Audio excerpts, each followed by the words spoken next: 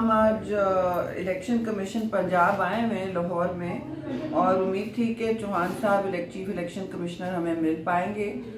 खैर हम यहाँ काफ़ी देर से मुंतज़िर हैं और हमारी इस्तदा है पीपल्स पार्टी की और हमारे सारे क़यादत और चेयरमैन और कारकुन की कि आज इलेक्शन डे तारीखी ये वोटर टर्नआउट हो सकता है, लेकिन इस वक्त मोबाइल बंद करना, सुबह अचानक और इंटरनेट सर्विसेज दोनों डाउन करना, ये एक बिल्कुल जमहूरियत और पूरे आज की एक्सरसाइज की नफी करेगा।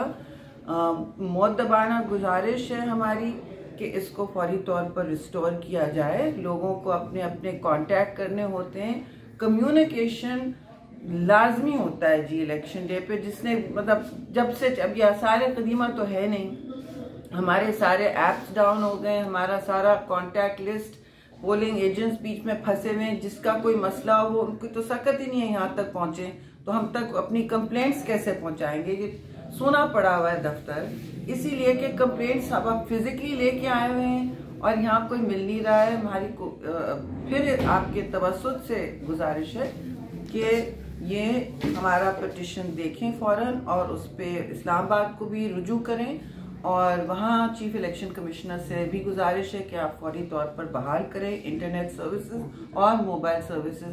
पीपल्स पार्टी अपने लॉयर्स को, हम PLF भी मौजूद है हमारे दफातर में, वो अब अदालत भी जाने वाले हैं पिटिशन लेके जी।